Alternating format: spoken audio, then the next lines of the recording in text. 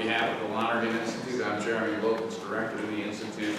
Just want to acknowledge a couple people that made this possible. Mary Elliott, our Assistant Director, and Matt McInerney. Without them, we couldn't survive for one day without losing our heads. And a couple of student conscripts. Among the first, I think, is Michael Pelosi, who's standing there at the camera, but probably a couple other people I'm not really even aware of. But thank you all for coming. It's a pleasure to have you here. Our speaker is someone I've known intermittently for a long time and don't like very well. So I've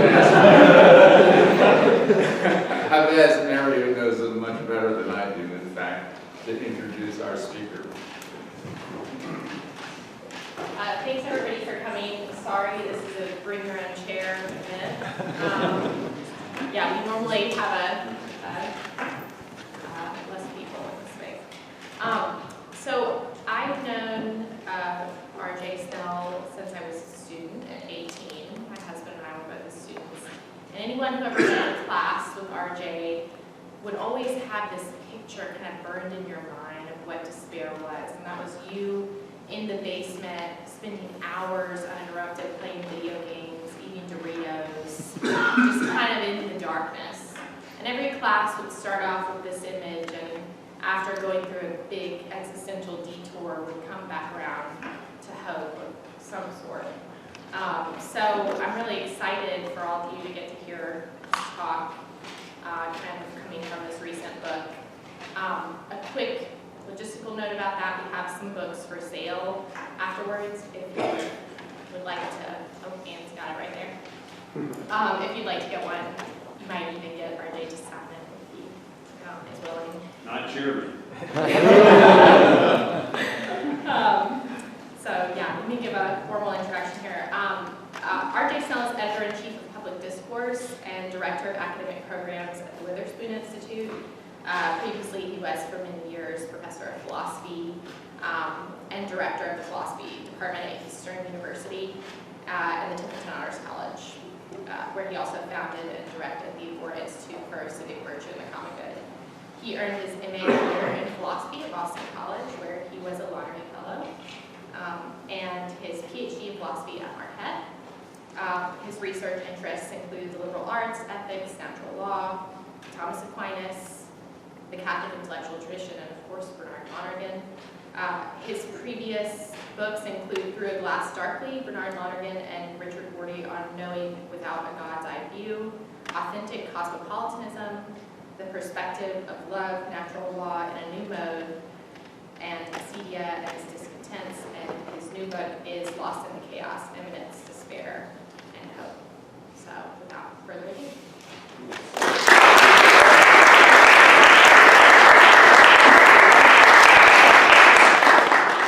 Thank you, Mary. So good to see you. I never get credit. I probably don't deserve credit, but I always claim credit for any former students who are married. And then I always give them a hard time that none of their children are named after me. Jerry and Rob, I expect at some point there's a young RJ in my honor. No one's taken me up on it yet, alas. Very pleased to be here. Thanks for coming. I have such profound gratitude for BC. I showed up here not having read any philosophy.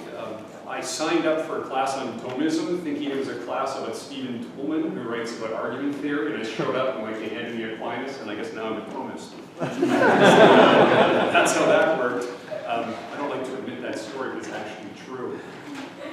One of the things that I found at BC were people who took questions about religion seriously and were unafraid to ask all the questions about religion, which had not been my background, and which has shaped so much of my own personal and professional life and indeed family life and so on. So I have just such admiration and gratitude for the Department of Philosophy and Theology here. And because I didn't know anything, I hadn't read anything, I didn't study Lonergan. Those enormous white books were a little intimidating.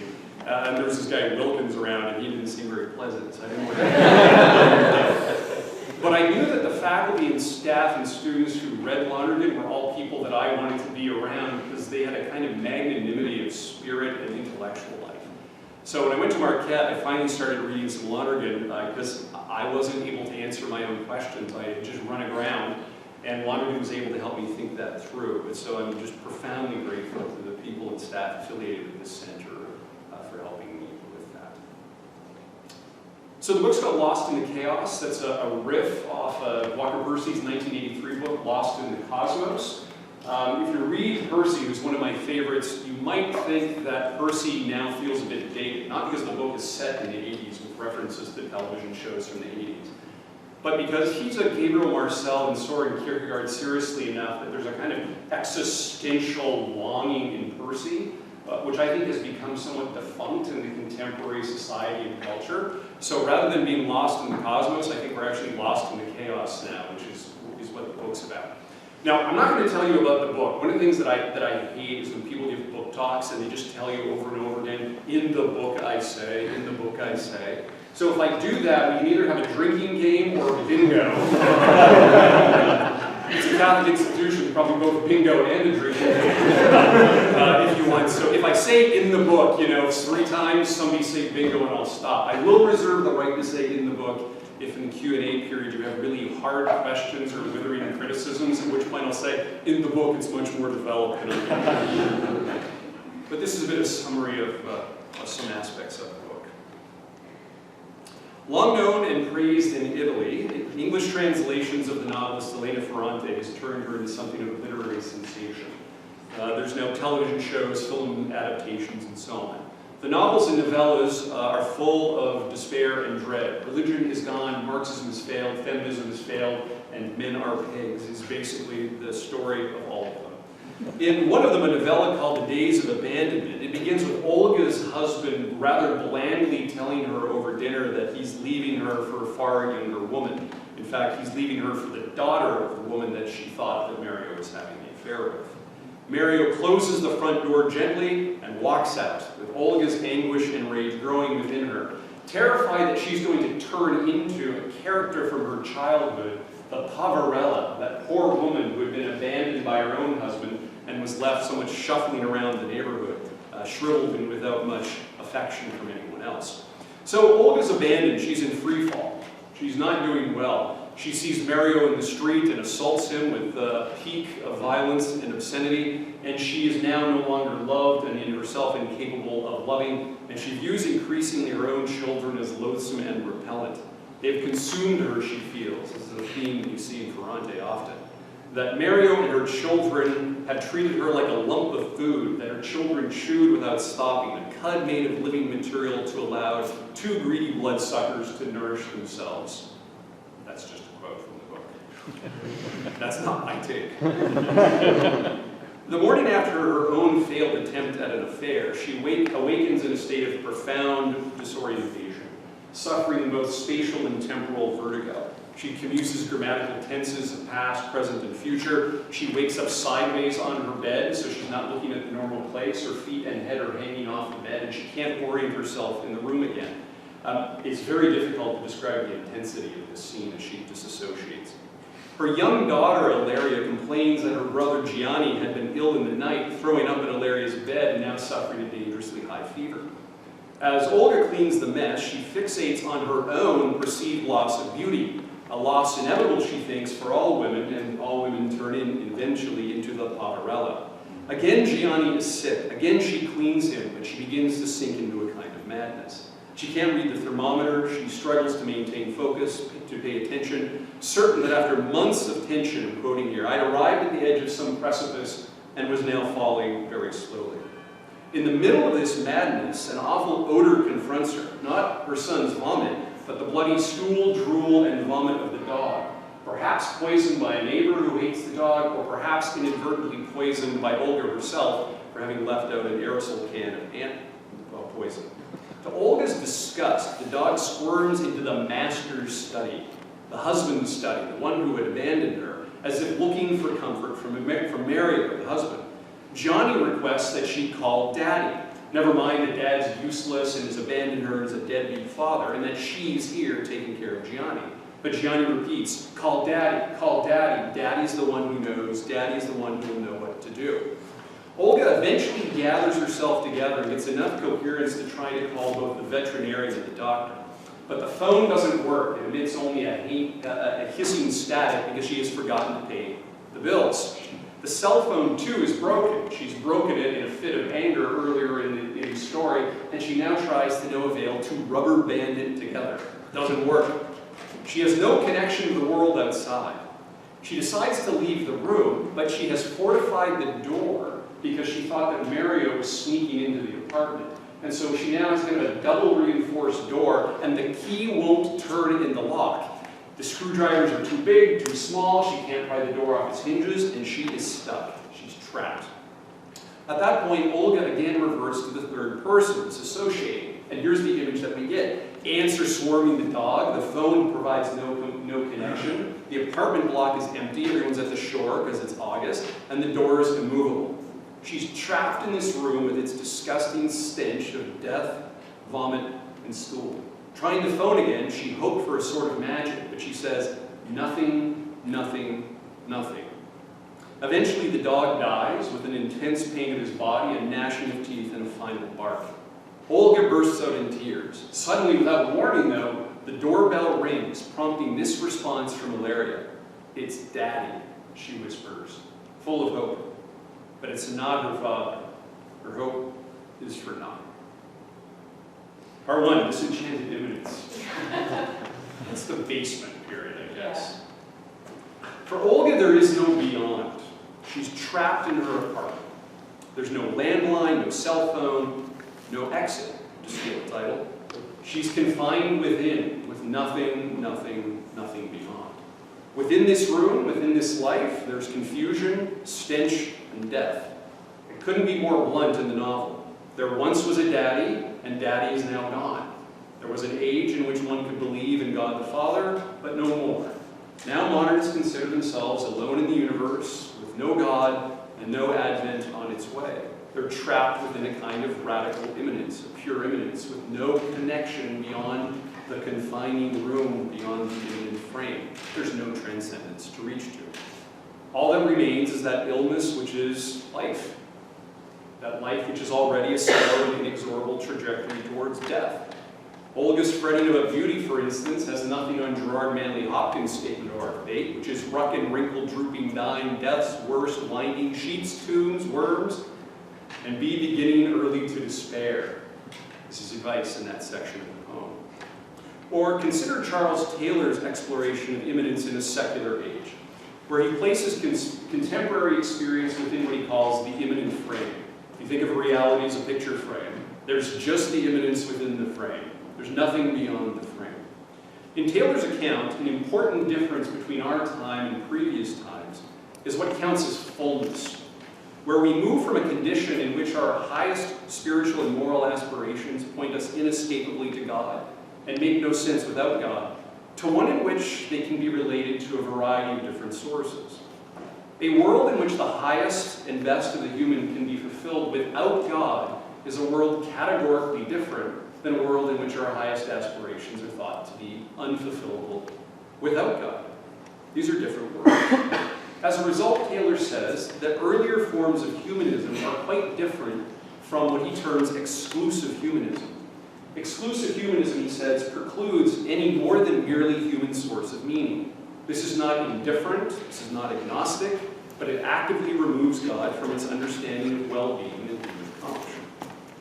Disenchantment soon follows. Now, Taylor means something very particular by disenchantment. This is not the sort of disenchantment of, your high school girlfriend you're no longer so enchanted with. Or, you cheer for the Red Sox and you're already giving up the season because, the pitching's no good. It's not that sort of disenchantment. It's more like a loss of magic, or a loss that the world is saturated and full of the density of the beyond. Here's an example that he uses. There was a time where on Candlemas, the faithful brought their candles from home to church to be blessed by the Paschal candle. And that gives, so goes the theory, the candles that you take home an apotropaic power, such that when there's a bump in the night and you think that there's demons, you can light your candle. And not only does it give you the comfort of light in the darkness, but the good magic from the Paschal candle has saturated and infused your own candle to keep the devils at bay. There's a kind of white magic. Now, in addition to accepting in earlier days that things have powers, holy water, the crucifix, right? You all know what to do with a vampire hunt. Two basic tools, right? Garlic can only get you part way. The crucifix and holy water is what you really need. Enchantment views objects and persons as porous. An enchanted world thinks that we're porous. Power can enter into things, either benevolent or malevolent power. The candle, for instance, is no longer merely wax and wick, but a sacramental. The power of the paschal candle is entered into it. The sanctity of the relic enters into the one who venerates it, just as the evil eye or the hex can actually infect a person. Bread might appear as bread, but it is something quite different now. Things are porous. Power can go into things, power can come out of things. Power can go into persons and out of persons.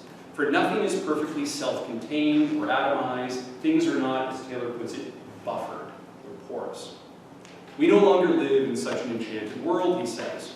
Imaginations might get into fancy at the bump in the night, but we're very quick to say it's nothing, only the dog, at worst, a burglar. We're very slow to conclude that there's a ghost or a demon in the house, and even slower to reach for a holy candle to exorcise the demon.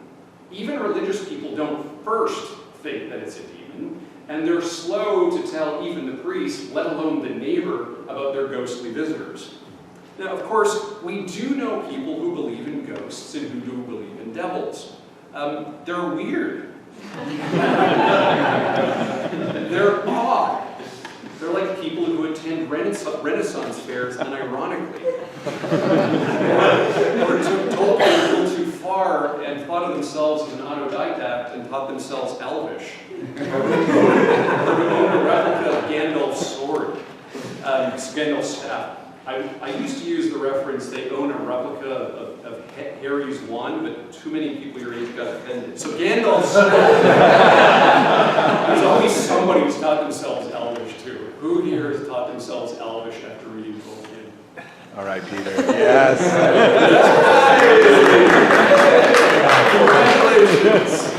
Congratulations. Taylor's point is not that no one can believe such things. That's not the case. But that it's hard to believe such things and very easy not to. It might have been rather more difficult to be an atheist in the Paris of the 13th century than in the City of Lights in the 21st. What he means by secularity is about the conditions of belief. There's lots of people who have religious belief, of course, but the conditions of belief change under secularity such that we don't first think it's the devil. We might believe eventually it's the devil, but it's harder to do. That's just where we start, within the immanent frame.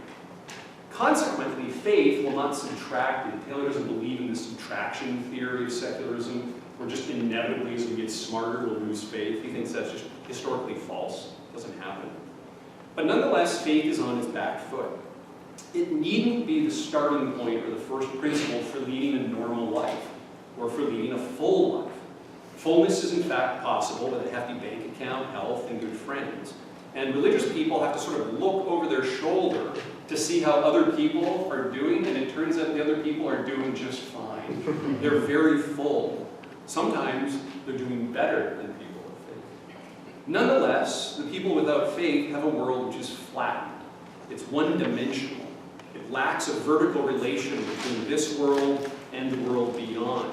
And yet, even in that flat world, people seem satisfied, content, and full. In other words, faith is an option among many, and fullness takes a variety of forms. This is about the conditions of belief changing. Now, while the buffer itself loses something in disenchantment, it gains something as well. It gains autonomy. If humans cannot be permeated by alien powers, right, the hex, the evil eye, or the grace of the Eucharist, then humans have a kind of independence and autonomy that they didn't view themselves as having. They're buffered from threats. As Taylor tells the story, this allows and brings about what he calls the Age of Reform. The Age of Reform attempts to promote human development and perfection through human means. If priests and bishops and popes have lost their magic, then all believers, and eventually all people, are capable or even required to to operate at the highest speed of human possibility. No more councils of perfection than everybody else. Everyone is to operate at the level of perfection. Now, obviously, though, this is all and only a natural project. Grace wanes, replaced by education, enlightenment, art, the state, or whatever other means of human elevation suffice to fulfill and take the role previously held by grace, the sacraments, and the charged things. This is what Taylor means by disenchantment. It doesn't mean sadness, it means the magic's gone. It's a rejection that any particular thing has a unique power to change or elevate us. And it doesn't view us as being capable of being charged. No one has the power either as an agent or as a patient to transfer power in that sense. Christian theism, thus, will change into deism, albeit of a providential sort. God exists, the deists claim. Somebody's got to set the world in motion, but then God disappears. God might remain a logical necessity, but he might as well be dead for the deist. And historically, he soon will be dead because he wasn't in any way active in the world except by a kind of abstract providence, meaning the laws of nature, which would be just enough to give us everything we need anyway, and so God disappears. Now, I'm condensing Taylor's very long and complicated argument. The book has like a 15-page digression on the meaning of time and during carnival. It's a long book. But the point of the book is to explain the background conditions of exclusive humanism, seeing natural human flourishing as the exclusive and only real possibility. There is no supernatural happiness to worry about, only imminent temporal well-being. We are, in fact, capable of providing clean water, clean energy, and clear skin, and those projects are the only reasonable concerns. Care for the beyond and the afterlife are pointless wastes of time, at best. At worst, they're an impediment to progress. They slow us down. Consequently, moderns, even those with religious belief, live and move and have their being within the immanent frame. Reality is immanentized. Hope is for inner worldly fulfillment, inner worldly flourishing, and inner worldly justice. Part 2, a paradox, the tyranny of mastery. In Taylor's history, the age of reform is marked by confidence. Humans can finally overcome the anxiety that's endemic and tied to porousness, and the threat of reality which is beyond our control but which can somehow hurt us. And so we finally stride boldly into the world as agents and protagonists. Ours is an age in which perpetual peace is an actual possibility. Now, problems remain, of course, but when we fail to solve them, in the words of Yuval Noah Harari, we can no longer shrug our shoulders and say, well, that's the way things work, or God's will be done. Instead, Harari says, we feel that somebody must have screwed up. We set up a commission of inquiry. We promise ourselves that next time we'll do better. When the system fails, it's because of human error, not because of cosmic forces. Everything is open to our control. Even death, Harari says, is within our control. It's optional. It's just a hardware glitch. It's not the result of original sin. It's not the result of cosmic justice. Your heart stopped, and we can fix that. So we should. Everything is up to us, and we can no longer say, it's just the way it is, or it's the will of God. Adults take charge, after all, and children look for a daddy to save them. Bill McClay explores a paradox that he thinks is inherent in that. If there's a belief that the infirmities of the human condition are no longer a permanent given, but lay within our powers to change, then we have a kind of optimism. There's a commitment to human mastery. We should get better fixing the world. We're captains of our souls. We're the masters of our fates. As a result, our time is supposedly a time in which there should be a lot of confidence, a time of triumph, of human destiny, even the forces of evolution within our control, within our schemes, and within our plans. But as you know, the best laid plans often fail. We're well aware of the sense of anxiety and mood of crisis of our very moment. I mean, in some ways, things are the best they've ever been. We all live like the royals of the past who long to have lived, yes? And yet, what do we think and talk about? Financial crisis, environmental crisis, demographic crisis, climate crisis, student loan crisis, and an endless litany. McClay suggests that it's not our failure, but rather the success of mastery which gives us the malaise of tyranny. Because mastery suggests responsibility.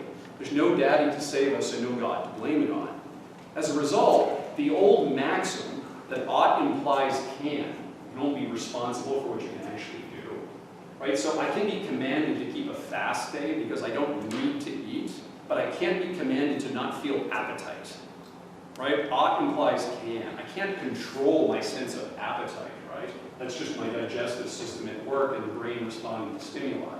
But we've reversed that. If the old maxim was ought implies can, the new maxim is can implies ought. We have the power to do this, so we ought to do this. Everything's reversed. And as a result, a whole lot of progress has occurred.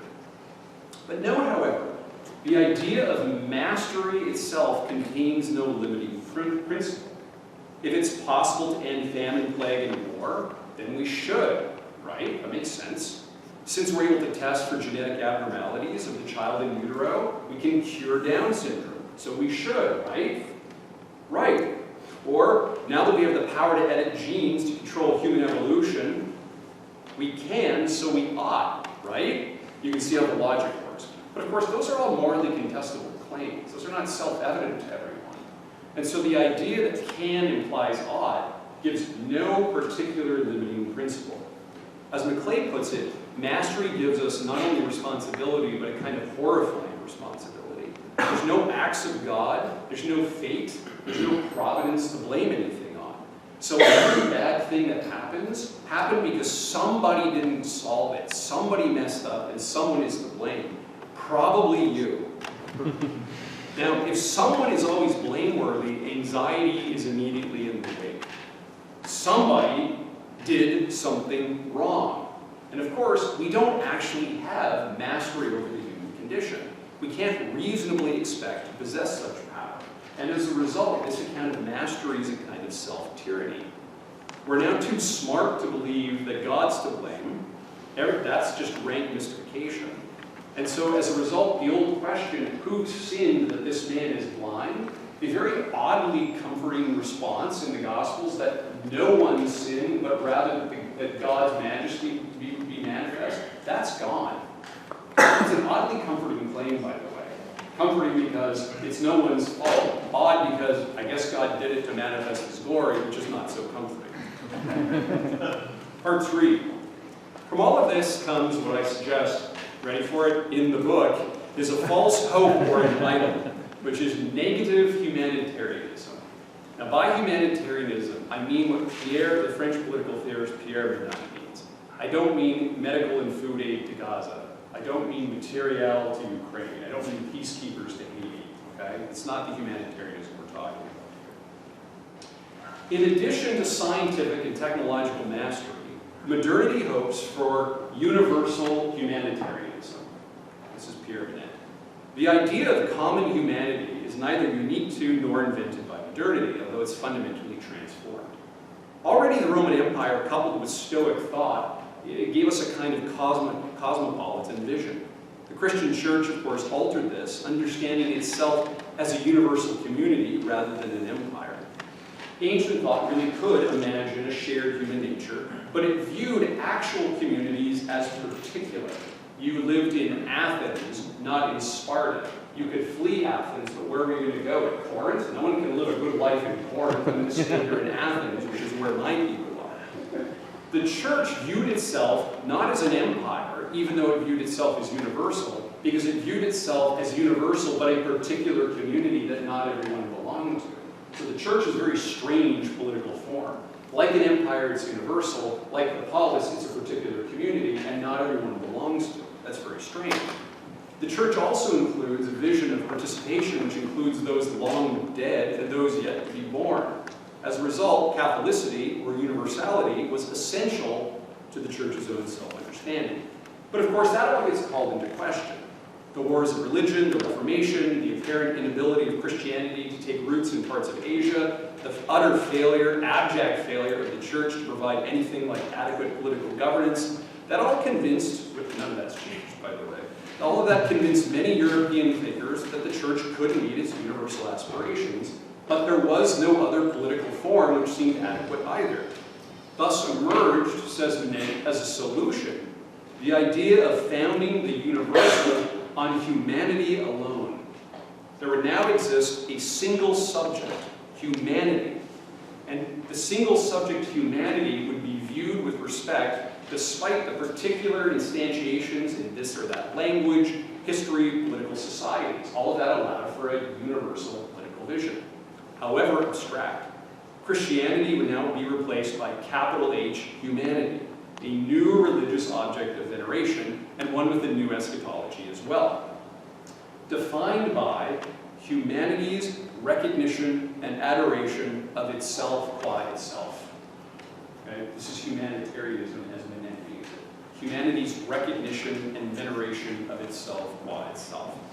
Now, that's all especially odd once Aristotelianism disappears in the view of the new science, because we might not have even a nature, let alone a shared nature, to recognize or venerate. So there's a strange contradiction in the rejection of scholasticism and the hope that a shared universal humanity can be venerated and recognized.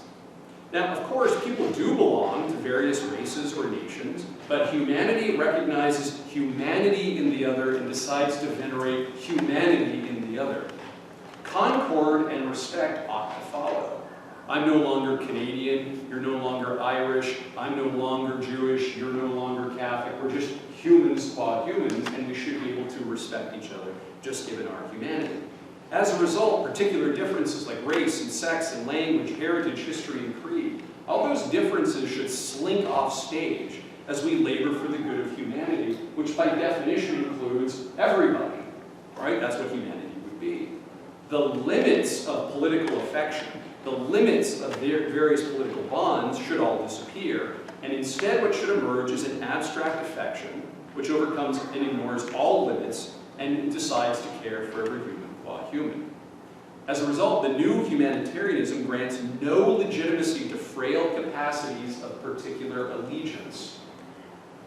Post-nationalism, right? The idea that you think of your home first is very bad for the humanitarian, because you are viewing what is yours as somehow more to be loved than humanity itself, and that's going to cause difference and violence and so on. As a result, the finite mediation of place, the finite mediation of the nation, all of that should disappear. But with the disappearance, peace should be easy, requiring nothing more than that we recognize ourselves in each other. That can be done. And if it can be done, it ought to be done. And if it ought to be done, it ought to be done immediately. It's a great affront to delay recognition, says Manet, of the self-evident character of the humanity of the other person. At the same time, though, Manet says that there's a challenge to be faced here. And it's this. Humanitarianism differs dramatically from the Christian duty to recognize a common creator and common redeemer of all human beings. As Manet puts it, the universal Christian aspiration is limitless in principle, open to anyone, and directed to anyone, but it's only instantiated in a particular community and a particular body of people, the city of God, which doesn't contain everyone. If you don't want to be in it, you don't have to be in it. And so Manet asks a very difficult question. It's really easy, he says, to conceptualize the humanitarian dream of extension. To whom does it apply? It applies to everyone who's there. But he says it's, at the same time, it's also almost impossible to conceptualize what the humanitarian intention is. What's the content of this recognition? What's the content of this veneration? It's for everybody, but what does it mean? What's the content? Everyone's included, but in what are they included? Perhaps, he says, it's a concern for suffering. You have empathy for others, pity for others. But of course, that's not going to stay with the human being. There's no reason to not have pity for the suffering of animals. And at the same time, there's no content to pity anyway. I don't know what it is, what the content of pity is. What is it that I'm wishing for the other person? Just not suffering? What's the good that I'm going for? What is the particular form of flourishing? It can't be merely negation. They're not without food, not without shelter, not without relations. What is it that I want for them? And of course, we all know that the moment that we give content to what we want for the other, we're now in political disagreement and fights. Right? I want you to not be lonely, but if I give a vision of what it is to be in human relation in a just fashion, we now disagree, don't we? Potentially. Or if we think that there shouldn't be scarcity, that people shouldn't suffer scarcity, great. But now let's talk about the corporate tax rate, or progressive taxation, or what is owed to each other. Now we're going to fight, aren't we? And so the intention is almost empty. It's devoid of content and almost of necessity so that we can have peace. Now, Manet insists that the modern did not invent this idea of the human. The Greeks talked about barbarians, but they knew that barbarians were humans. They just talked funny. It wasn't literally a dehumanization, although what it did was stress difference.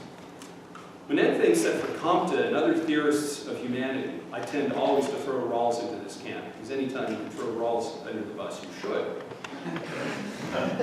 For Comte and the theorists of modern humanity, on the other hand, the refusal of difference is in fact the order of the day.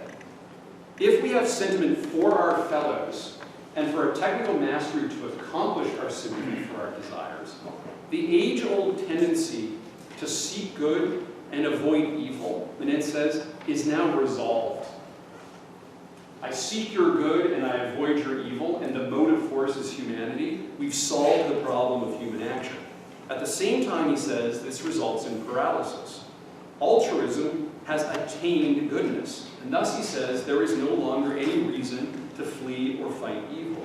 Evil will not exist, and there will be nothing to avoid. Desire for the good, he says, will necessarily be lukewarm as well. It will already be satisfied. We're all good here because we all recognize the humanity of each other, right? And now our work is done. You can think of sort of slacktivism that your grandmother does on Facebook. You know how, not you. You know how your grandmother on Facebook will indicate the plight of someone that she learned about just that morning and feels very badly about? And she'll sort of post the image of someone suffering and then go on about her day.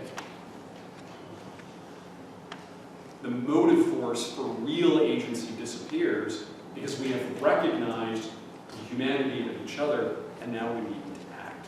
As a result, humanitarianism is going to lose its motive force, and Manet says will turn only into a negative frenzy of critique. It will show only what is not good in the world, the things that need to be undone, fixed, deconstructed, unmasked, shown to be false. And eventually, we will think that we have overcome evil, and we will, of an inner logic of our own humanitarianism, lose all of our force and potency. We will become masters, yes, but, he cites Nietzsche, we will think that we have invented happiness, and we will slumber in a stupor of our own imagined happiness. We will, he says, become stupefied, bored, enervated, decadent, and insensible. Manet, judge this for yourself, thinks that's a pretty good description of Western Europe. Part 4. Another false idol, rationalism. Idols can contradict idols, of course. There can be a tension between these idols. Given the state of the world, the temptation to succumb to moral panic is perhaps understandable. There's a kind of urgency, yeah? How many of you, when you think about the world, feel a kind of urgency? Like, we need to get fixing it now. Anybody? Okay. And you think we can, right? Good. I haven't been entirely false then. Now, in light of that, I've come to really appreciate the thought of Michael Oakeshott, often returning to his essay, Rationalism in Politics. Particularly insightful, I think, is Oakeshott's commentary on a character type, the rationalist. Don't think necessarily Descartes or Leibniz here. Imagine a character type, not a moment in the history of philosophy or something. The rationalist suffers a deep distrust of time, an impatient hunger for eternity, an irritable nervousness in the face of anything which is transitory or topical. Rationalists look for perfection. They look for uniform order, and they want those things immediately, and they want them completely. In fact, what the rationalist is offended by is incompleteness and the shoddiness of the human condition. Rationalists really despise the human condition, which means they really despise humanity, because humans are, by definition, temporal. They want the placid environs of heaven even now. As a result, they try to fast forward to the future, that desirable state. A variant of the rationalist, the fundamentalist, tries to fast reverse to the back, to some time previously when things were much better. Both ignore that we are human, all too human. Oakeshott here means a tenor of mind, a sort of stance towards the world. It's a stance which is disposed to need certainty and fixity, but irritated and bothered by change, impermanence, flux, and time. They have a kind of rage for order. And what they really hate is the sense that in politics, we're patching up as we go. No muddling along here. We need complete solutions, and they must be fixed. As a result, he says, this is a politics of perfection. Here he does not mean the sort of debates between the perfectionists and the anti-perfectionists or something.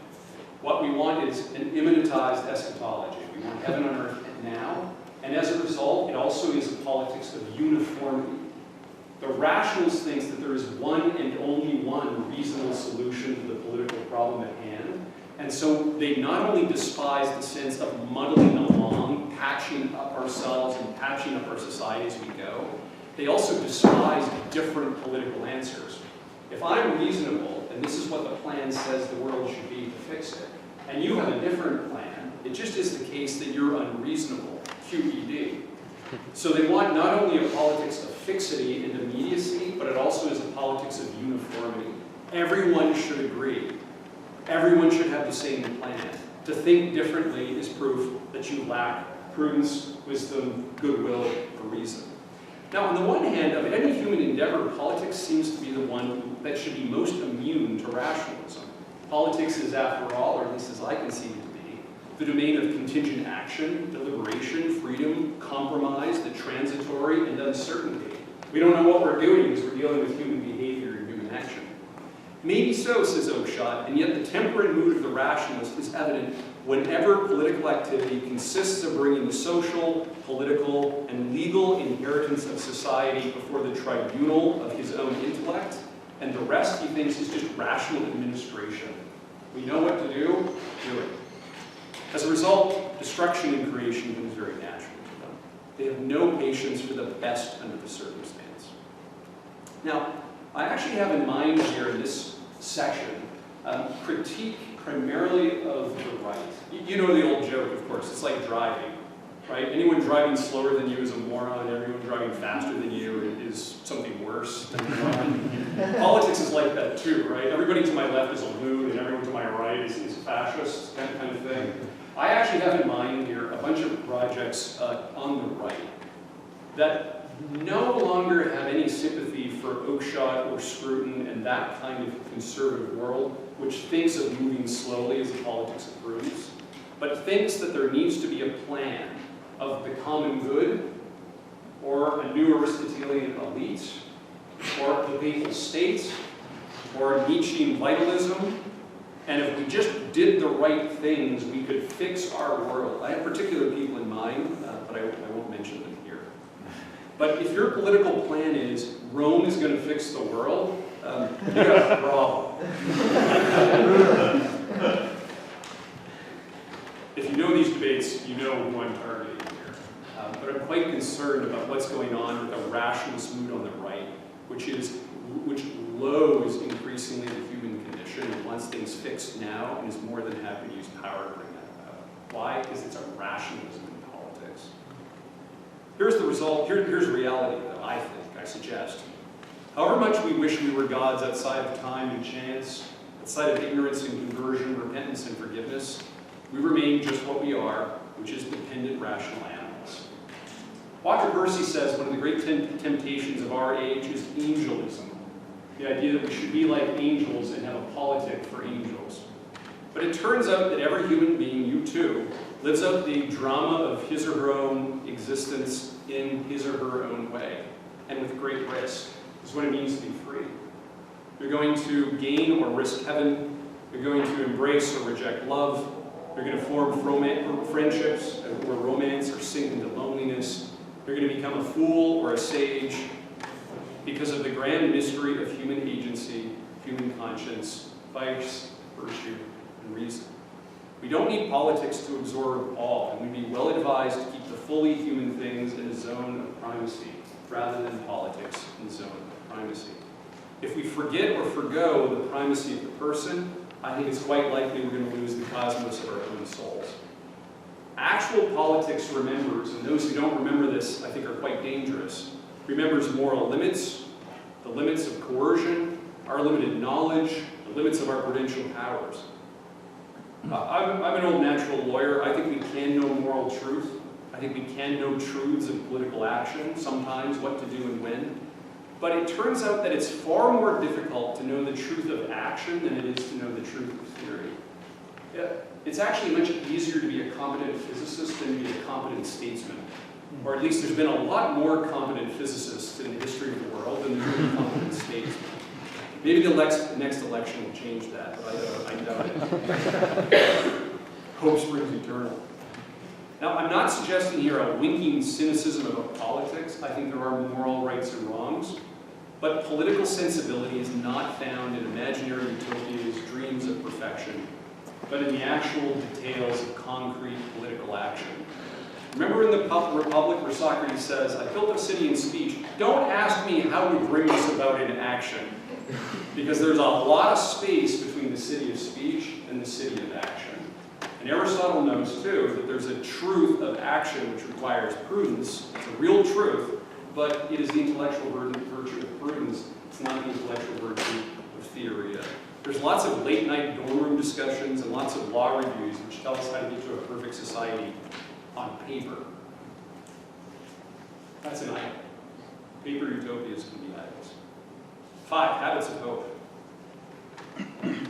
I've been told, my daughter who just left, and an MIT graduate student who just arrived late, and my own spouse, that the section on hope in the book is not nearly as good as the section on despair, and that's probably a problem.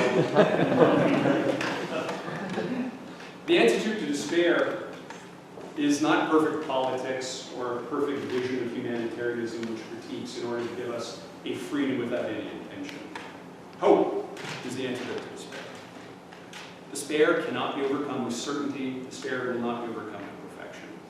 Perfect love casts out fear, and the hopeful can take concrete action in confidence, to use Hopkins again from the end of the poem. From a hope that we are kept with far fonder care kept than we would ever have kept ourselves. That's the source of hope. For the rationalist or fundamentalist character, just like the activist humanitarian, hope can't but seem inadequate, even a little corny. The world's in flames, and I'm suggesting that you have hope. How quaint. But hope is not blind. Hope is also not optimism. Hope is not something we churn up in ourselves as a kind of attitude or subjective disposition. Hope's a virtue. And like any and all virtues, it's a virtue which perfects us in our ability to be fully human, to be fully alive, and to act well. Hope is a state of virtue that perfects us, makes us well, capable of acting and thinking and living in the freedom of excellence as flourishing human beings. It might be, in the end, only given by God. Benedict XVI, in his really wonderful encyclical Spe Salvi, suggests that hope for us has become reduced to its subjective sense as an expression of an interior attitude. Basically, it's optimism, right? You know the cheery person? They're so annoying. You know the cheery person, like the kind of person seeing look on the bright side of life, and the bluebirds flying around in the morning. The bluebirds are not flying around for me in the morning. I want a cup of coffee. I want to not read the news to know what happened in the world. Hope is not an inner cheeriness or inner attitude. It's not an airy atmosphere. That would make it really, frankly, just kind of silly, even disreputable. As a virtue, however, hope is a persistent state of the soul and a disposition. It's a second nature, which has perfected us in a particular way. It's perfected our intellect, our will, and our disposition in order to live a really and full human life. There is a common temptation, I think, I suggest for you, for us, given the mastery that we have, to want to replace virtue with a hack of some sort. You're immoderate in appetite, try this diet pill. You're unfriendly and impersonal, here's a book on how to win friends. You're without hope in this world? No problem, here's a program or political or social action that's guaranteed to make things well. Or maybe you don't buy the hacks anymore and you've given up hope and now the counsels of despair kick in. Now you conclude there's nothing to be done. As a result, I suggest that one of the things that we see in our political mood just now is a kind of wild oscillation and a cycle between extravagantly optimistic plans that in 15 years all things shall be well, and an oscillation back to everything is over, run for the hills, it's the time of St. Benedict all over again. Hope avoids both, because it's a virtue. Virtues are means between extremes. Hope knows that we remain agents, capable of acting, and capable of acting with intelligence and goodwill. Here's a little Lonergan. Ordinary action, as you know, if you've read your Lonergan, moves from experience through intelligence to judgment to choice. Hope, though, is a sort of virtue that starts at the end of that list and works the other direction. It governs the lower from the perspective of the higher, so to speak. That is, a person of hope will make choices in keeping with hope. The choices they make will be in keeping with the virtue of intellect and will that they have, because they have the virtue of hope rather than despair. Those choices will then inform their judgments, and now they will judge in keeping with hope. The judgments that they make will inform their intelligence, so that they will now understand things that they have judged and chosen to be true and good in light of hope.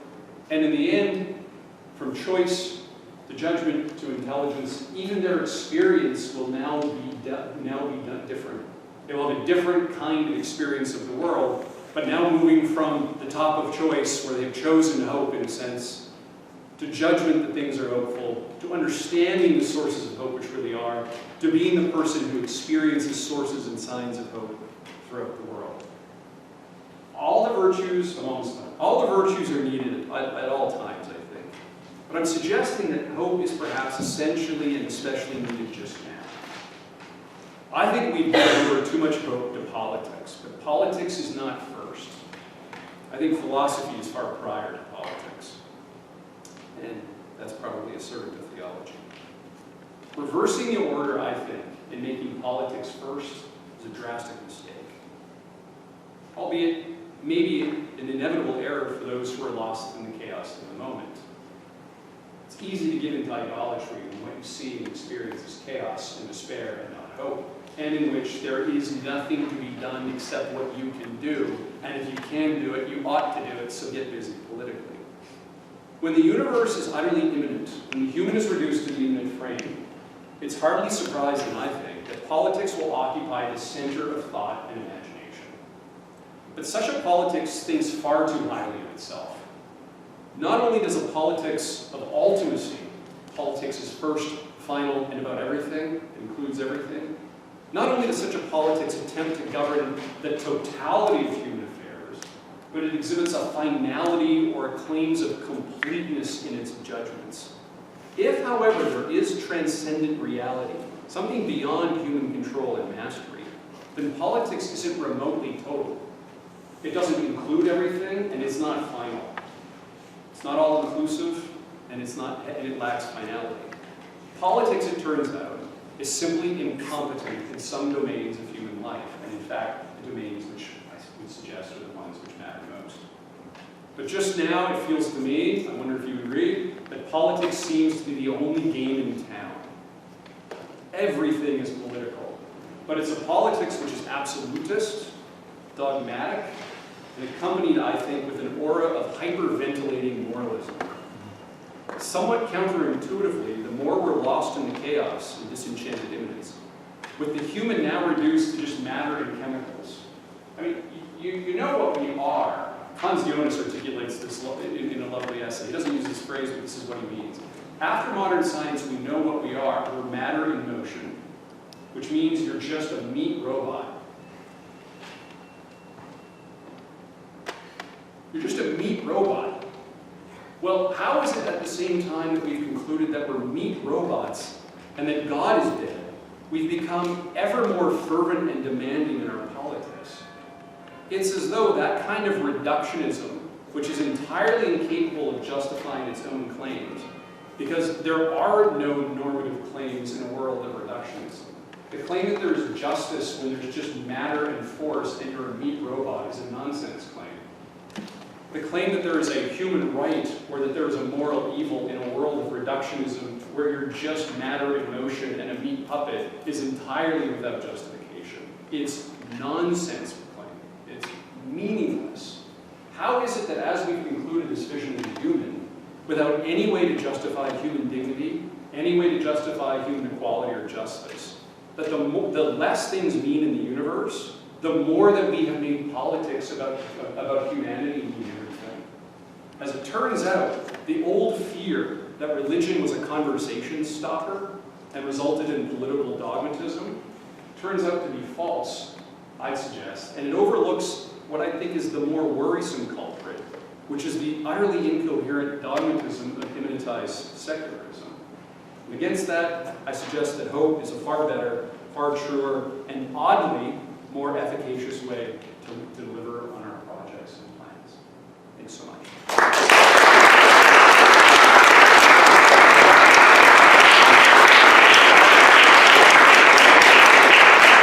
We have time for a couple questions. Yeah, we definitely have time. I'm suddenly in the state where I have to take off my glasses to read and then put them back on. It's awful. Don't get old. I advise against it. Please. Thank you so much. You brought up Oakeshott's critique of rationalism. Yeah.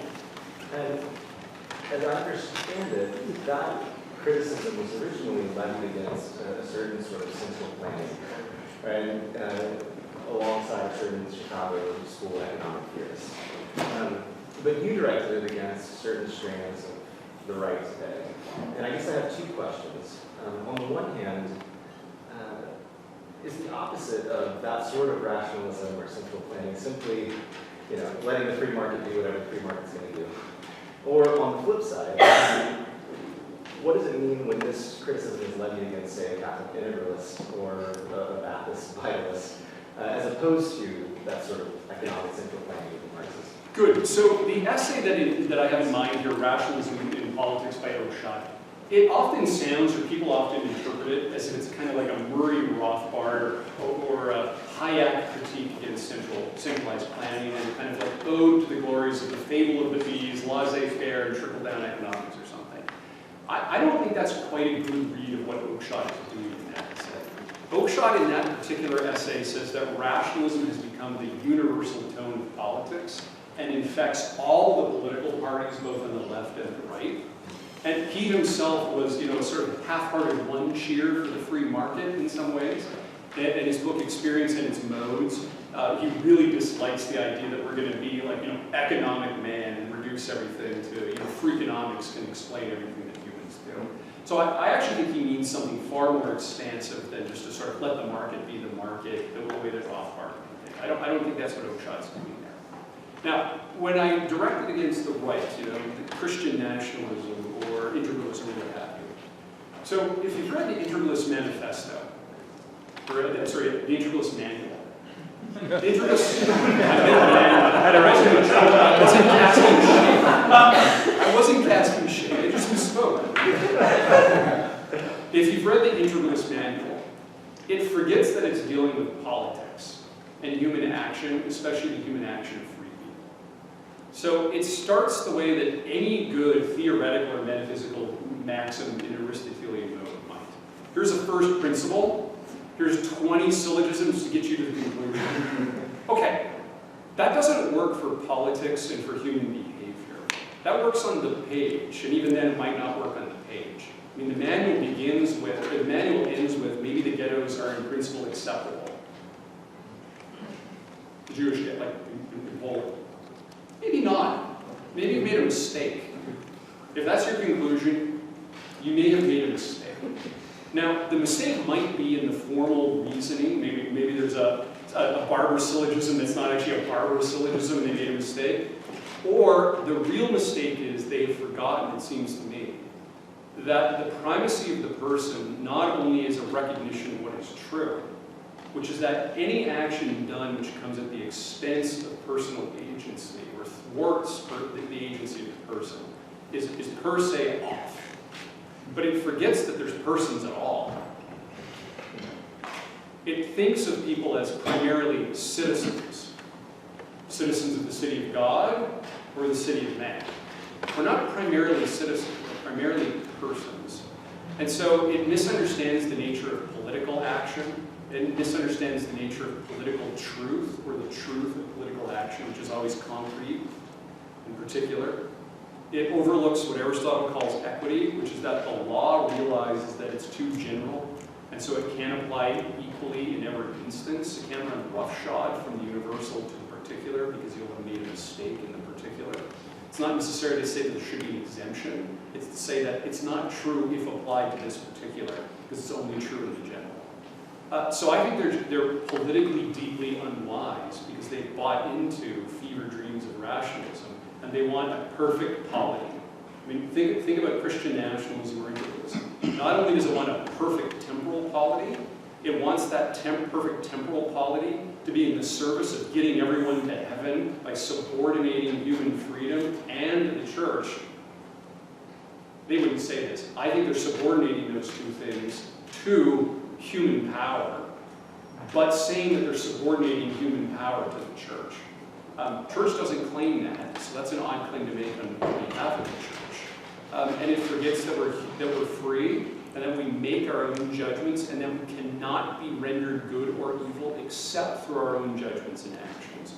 Law encourages, law teaches, law proclaims, law guides. Law cannot make you good or evil. Law certainly can't get you to heaven, and it certainly can't get you to heaven against your will through coercion, which is what both those schools increasingly teach. Thank you. This is hotly disputed. I'm getting hot disputed.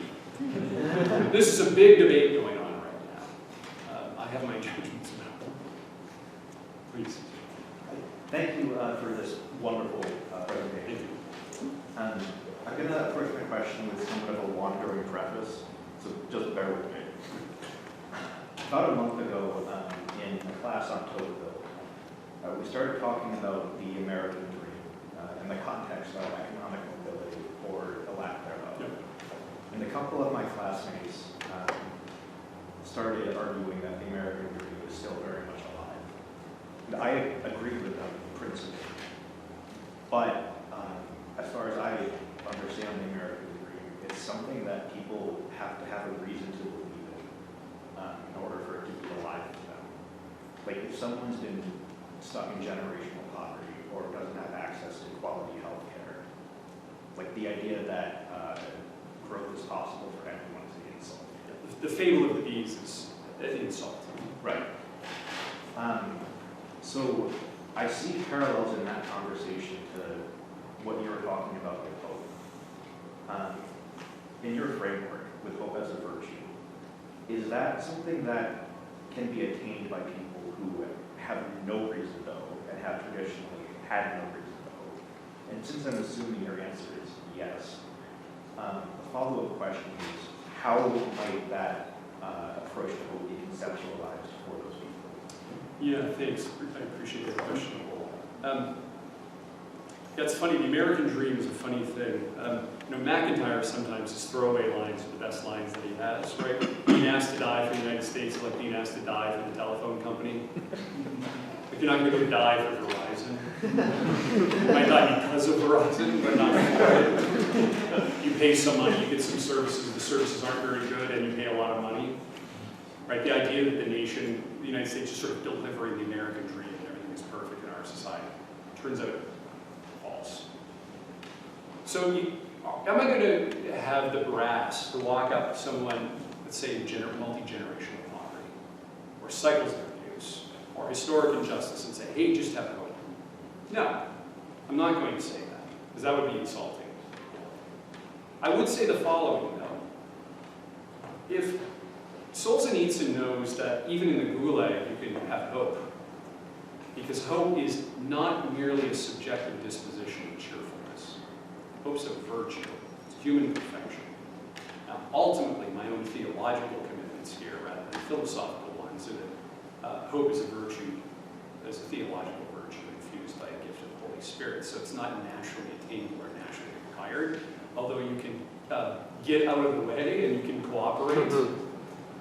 In the book, chapters 7 and 8 are about metaphysics and cognitional theory, none of which are hope proper, but which I think if you have the proper metaphysics of a kind of dynamic and unfolding universe, you can have an image of the world which is both true and conducive to hope.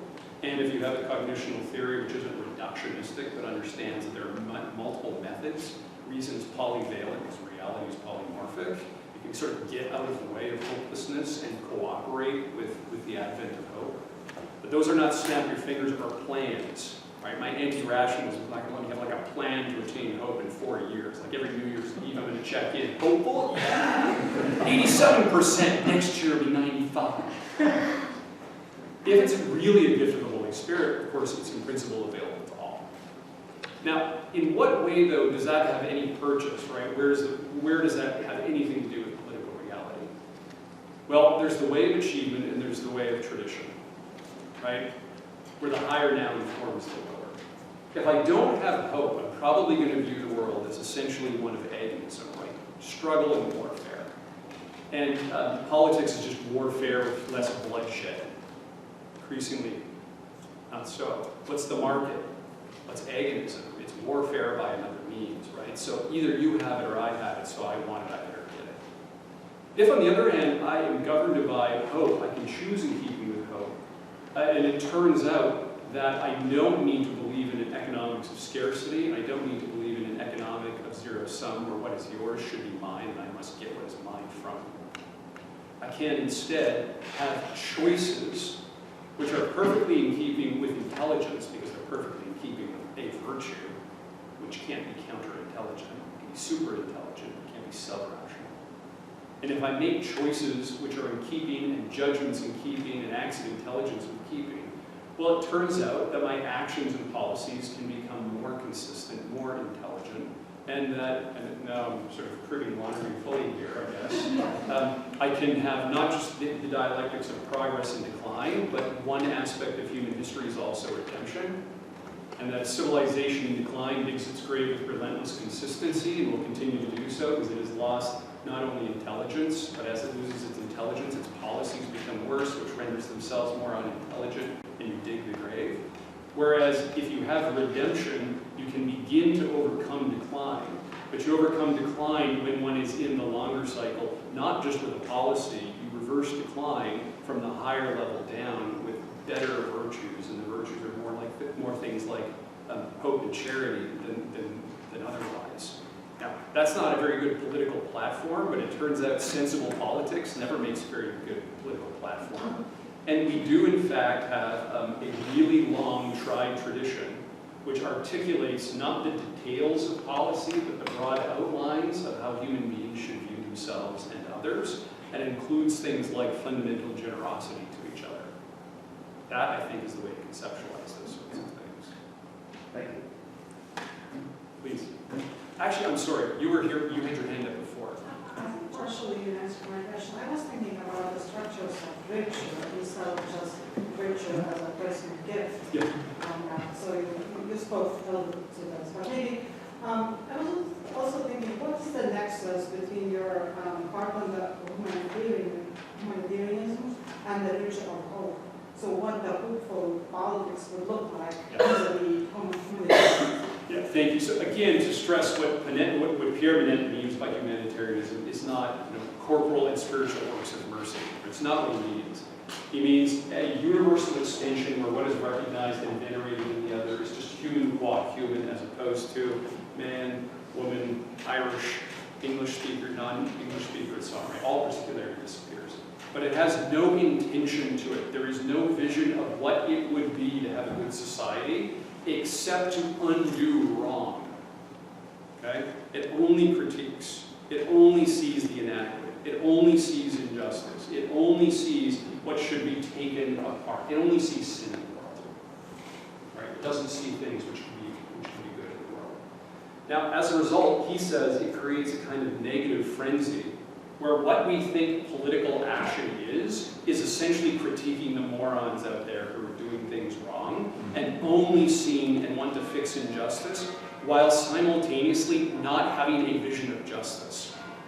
Anybody who teaches theology or philosophy of religion knows that at some point someone will defend that there's a primacy of evil in the world, and we know goodness because it's the absence or negation of evil.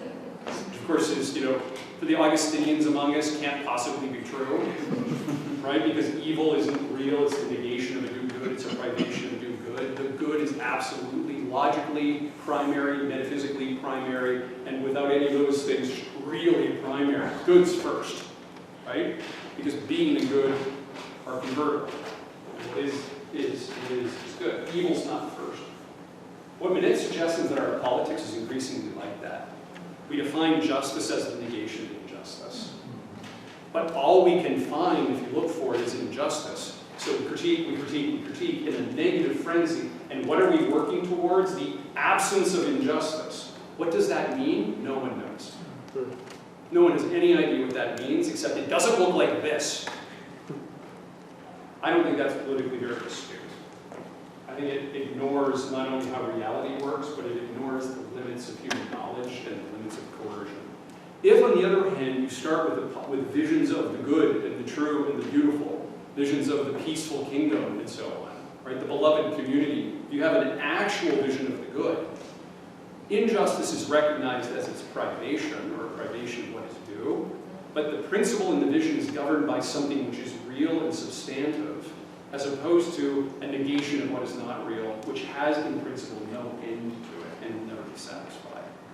So I think hope is not politically naive. I don't think it calls for quietism or sitting on our hands or sort of waiting for heaven to arrive and we don't do anything. I think what it does is allow us to act with sobriety and intelligence, not only as individuals, but as communities, in a positive vision of what we believe to be good. I think that's a drastically different politics than the one we have on offer at the moment. Somebody back here, please. So thank you so much for this.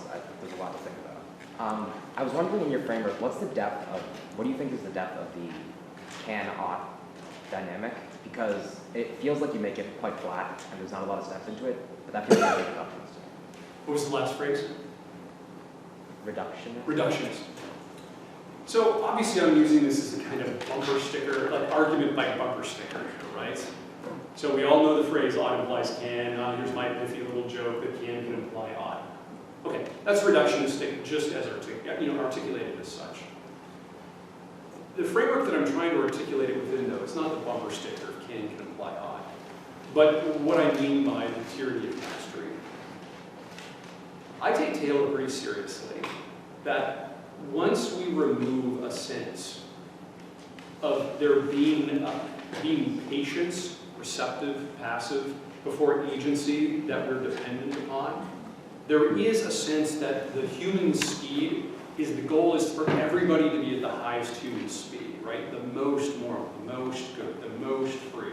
There's something very noble about that.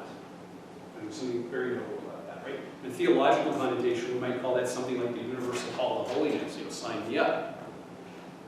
It does mean, though, that once there is an elevated sense that we want everyone operating at the highest speed of human reality, but there is no dependence or even openness to dependence on more than merely human agency, including things like theological virtues of hope, which can restore, heal, perfect, and elevate us in more than merely human ways. The way that we're going to try and accomplish that elevation to the highest speed is only through things like education, sciences, the arts, the state, and so on, which I think are fundamentally incompetent to bring the human being to their highest level. They're ancillary, they assist, they help, but they can't accomplish it.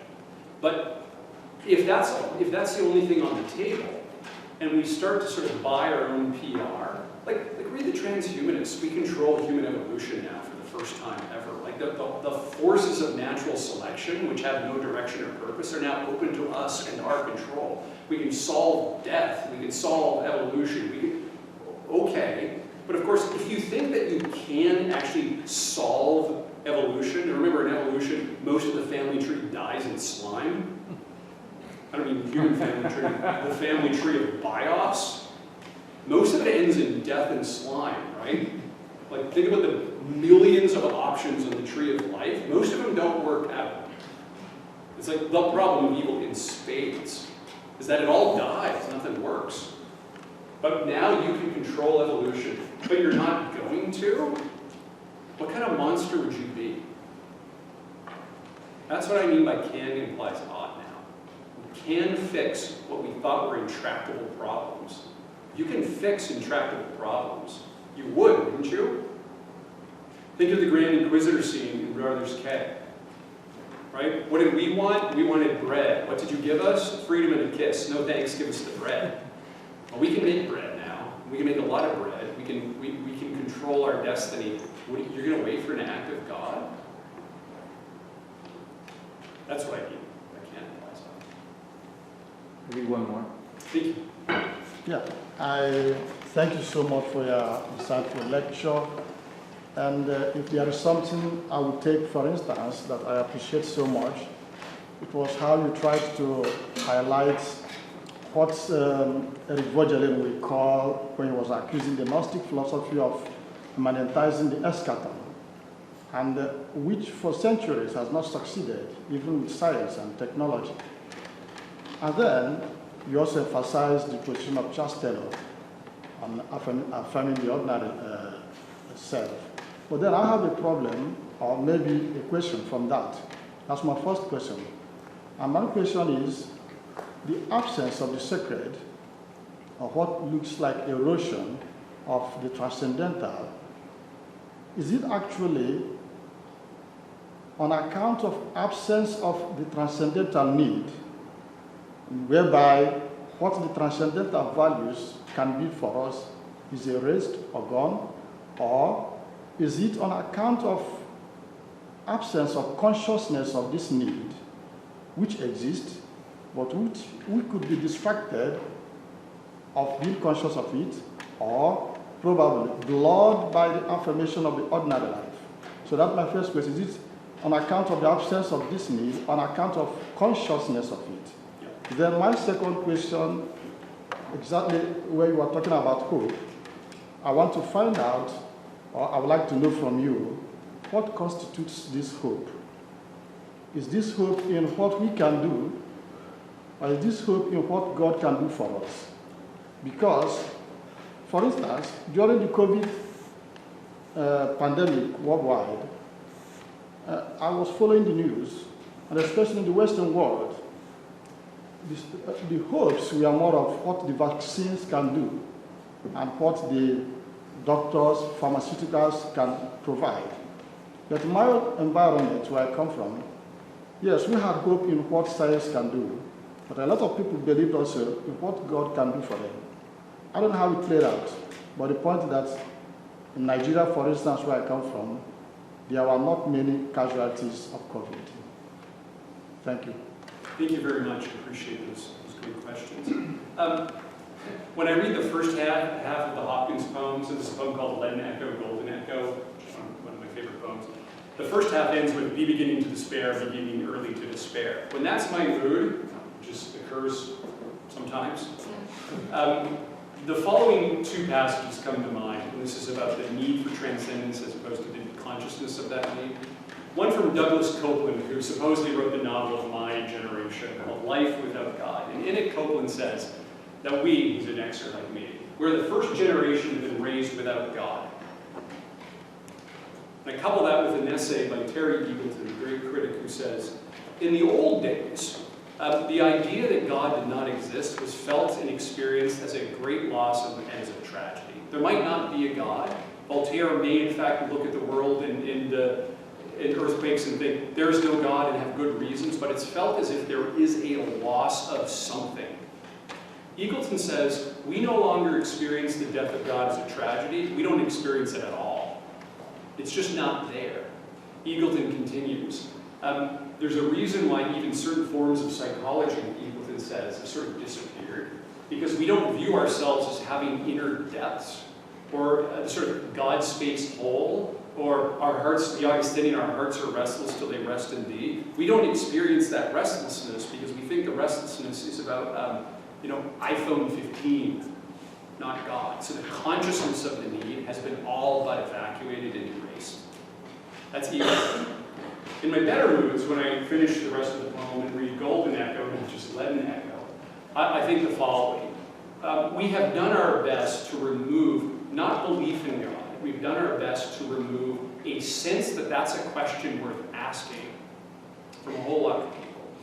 I do a lot of work with university students at a variety of universities, and one of the things I'm struck by I was telling this to Professor Berger the other day, is how many students, I do, at Princeton, for instance, no Princeton student I've ever met has admitted that she hasn't read the entire corpus of Shakespeare. She hasn't, but she won't admit that she hasn't read all of Shakespeare. No Princeton student I've ever met has ever admitted that they don't understand quantum mechanics. Of course he understands quantum mechanics, right? But so many of them are quite cheerful and blissful and ready to acknowledge, oh, I don't know anything about religion. Well, how do you not know anything about religion? It's just an interesting problem. It's an aspect of history. It's an aspect of culture and society and literature and art. Like, it's just kind of interesting. And it turns out it might matter whether any of it's true or false. Like, to just be like, oh, I don't know anything about that. It's very strange to me, right? The consciousness isn't there. Okay. Taylor, on the other hand, and this is my cheerful moments, Taylor says, look, within the immanent frame, there's two fundamental options. The immanent frame does not mean that you have to have a closed immanent frame. He says you can also have an immanent open frame. And in fact, he says that there's a supernova effect, that as the older traditions kind of lose their force, it's not that religion goes away, it's that religion explodes in a supernova of a million different options, right? Tara Isabella Burton has written on this beautifully. The sort of woo-woo phenomenon in New York, like you can, she writes about this beautifully, and so does Julia Yost, and there's something called, an essay in the Times called Dimes Square Catholicism. You can meet someone who doesn't believe in God, but really believes in the Latin Mass. Like, that's weird. Right? Like all the Vatican I atheists out there, there's no God, it doesn't matter, but ad orientem and candles and incense are cool, and they wear a chapel veil. But you don't believe in God, but it's cool. Right? It's cool, it's weird, it's weirder than learning Elvish, but not by much. But it also sort of scratches and itch, but it also is going to be set aside. It's a kind of spiritual tourism, but it's a spiritual tourism of which seems to indicate that there's a felt need or a consciousness of need. So has the consciousness gone away like Eagleton thinks? Probably not. Probably not. That's the first. The second, I don't mean to suggest either of the two following things. One, that there are no reasons to have hope. And two, that hope just sort of turns into a political program in 3 easy steps. It's not that sort of thing. I do think, though, just kind of repeating myself here because I don't know how to explain it, so I'll just repeat it. I do think, on the other hand, that hope as virtue does heal, perfect, and elevate some aspect of the human, which frees up, as it were, human intelligence to work in keeping with higher value rather than lower value. And when human intelligence is free to cooperate and work with higher human value, values of the person, let's say, as opposed to merely vital values, that intelligence just works better. It's free, again, to ask questions that it should ask. It's free to ask the range of questions and the duration of questions, right? All the questions that should be asked and questions to their bitter end, as opposed to stopping too soon or focusing too tightly. And when human intelligence is cooperating with higher value like that, that there actually are genuine and real implications for human behavior, human choice, human collaboration, human politics, and the human future. So I do, in fact, think that hope has a kind of political spin-off that, in fact, does allow new policy, more intelligent policy, better collaboration, more patience, right? Doing what needs to be done as opposed to a short fix. Thinking in terms of 100 years as opposed to the next election cycle, right? Like, we have a politics that thinks everything happens in 2 or 4 year cycles, right? Which, of course, isn't a remotely reasonable thing to do.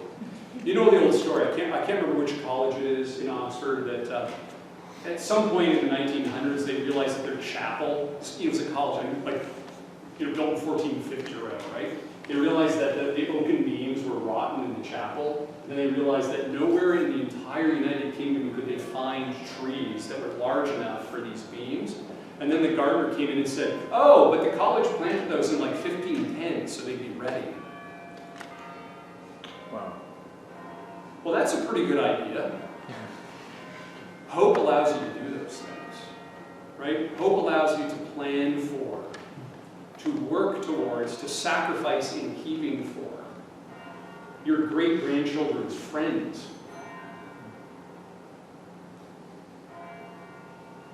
Well, that's pretty, that's good policy. Thanks, everyone. So good to see you.